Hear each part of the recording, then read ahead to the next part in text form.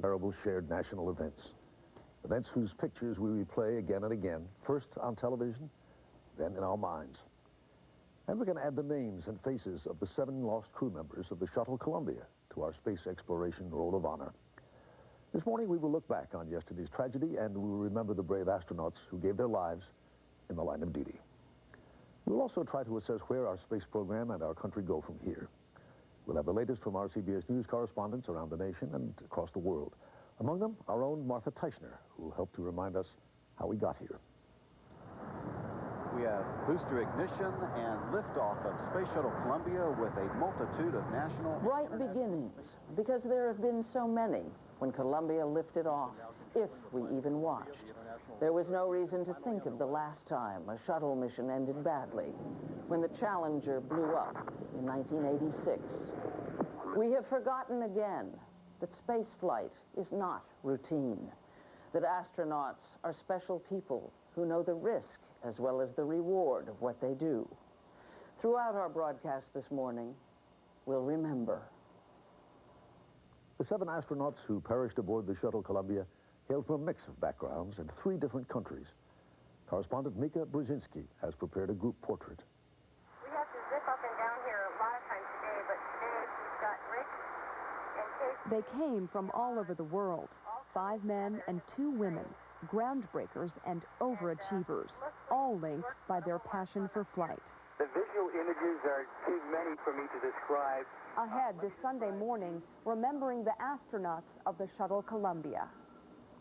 President Bush vowed yesterday that America's manned space exploration program is far from over.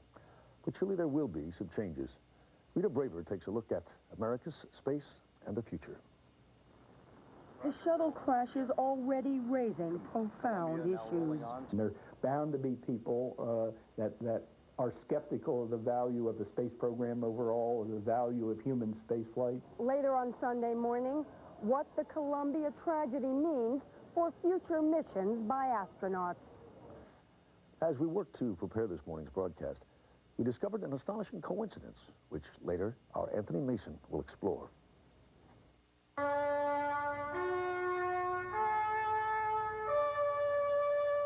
17 years ago to the day, this broadcast began in much the same way. We knew that if we never flew, we'd never crash. Challenger, go at throttle up. The Space Shuttle Challenger had exploded on liftoff. Today is a day for mourning and remembering. Later on Sunday morning, we remember a week which historically has brought the saddest news to our space program. Correspondent Lee Cowan will talk with some astronauts about why they do what they do and why they have every intention of pressing on. Tom Fenton and Byron Pitts, along with David Hawkins in Israel, will assess reaction from abroad. Richard Schlesinger will do the same here at home. John Leonard will be along with some thoughts and much more. First, here is the latest on the loss of the Space Shuttle Columbia and its crew this Sunday morning, February 2nd, 2003. And to begin, we turn immediately to CBS News aviation correspondent Bob Orr, who joins us live this morning in Washington. Bob, what can you tell us?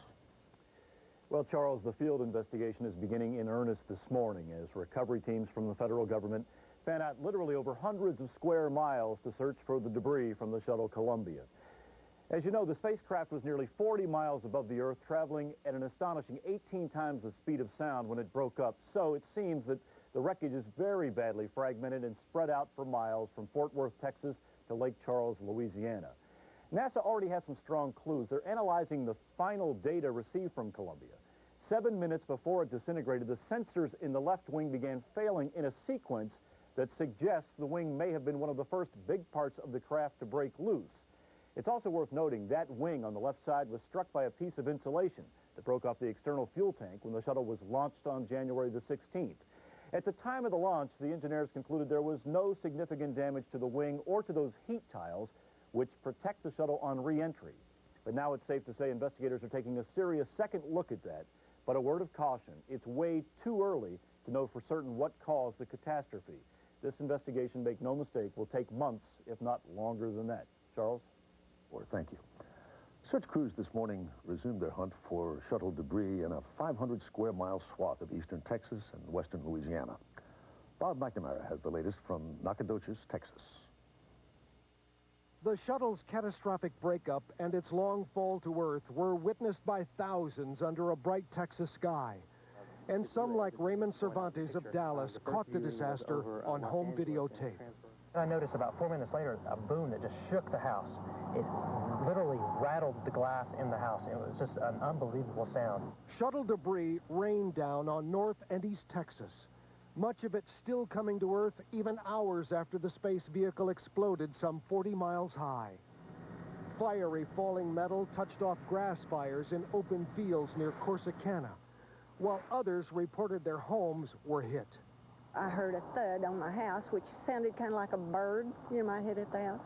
And then my sister called and said, "Did you know the shuttle blew up?" The shuttle's wide debris field crosses the vast timberlands of East Texas and extends into Louisiana. But the epicenter of the debris impact appeared to be in and around the East Texas town of Nacogdoches. Some of the bits and pieces of metal came down in the town square and were cordoned off by police until investigators arrived. In residential areas around Nacogdoches, bits of wreckage were discovered on lawns. Well, at first I heard a loud noise, and then I heard this falling, and I run to the door, and this big piece was in my yard. Elsewhere, a shoulder harness and a mission patch were found. And among the debris found along the Texas-Louisiana border, searchers recovered some of the remains of crew members. Perhaps miraculously here, for all the falling debris, there were no reported injuries, on a day when people like Ron Rose recalled the Challenger disaster almost 2 decades ago. I remember where I was 17 years ago, and I expect I'll remember where I was today when when this happened. It's just, it's a sad day for our country. This morning, the search resumes for the recovery of the remains of the spacecraft and the crew. Here in the Nacogdoches area alone, more than 1,300 debris sites, much like this one, have already been confirmed. The search could also go underwater at the massive Toledo Bend Reservoir on the Texas-Louisiana line. Witnesses there report seeing a piece of debris about the size of a subcompact car hit the reservoir and submerge. Charles? Bob McNamara, thank you. Now we move on to Houston, where Jerry Bowen is standing by at the Johnson Space Center. Jerry? Morning, Charles. There'll be a midday briefing here at the Johnson Space Center when NASA officials will update their findings on the Columbia disaster. The only certainty now is that the rest of the shuttle fleet will remain grounded until they find out what went wrong. The accident is the first on descent in the history of the American manned space program. And while there's no official leading theory as to what went wrong, the focus is on the left wing area, whether the tiles or perhaps structural problems led to the breakup of the aircraft. And it's because of the huge debris field that's been left behind that the investigation will be conducted along the lines of an aircraft crash, with teams from the FAA and the NTSB joining NASA to analyze the pieces that are recovered to help reconstruct how and why the shuttle broke up. Well into last night, mourners came to the main gate of the Space Center, where a makeshift memorial has emerged. Parents with children, NASA workers, and area residents paid tribute to the lost astronauts with flowers, flags, and candlelit paper bags bearing their names. And it's well to remember there are still 2 Americans and a Russian cosmonaut in space at the International Space Station. The Americans were to come home next month on a shuttle. That's obviously not going to happen. But a Russian cargo ship was launched this morning, taking supplies that will keep the crew in orbit until late June, giving NASA and the Russians time to figure out a new schedule. Charles? Correspondent Jerry Bowen at the Johnson Space Center. Thank you. President Bush addressed the nation within hours of the shuttle disaster yesterday, making it clear that U.S. exploration of space is far from over. White House correspondent John Roberts has that story.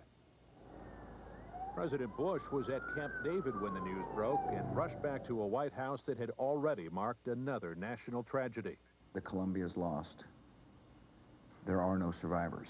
The president was assured by his advisors that the disaster appeared to be a terrible accident. There was not even the hint of terrorism.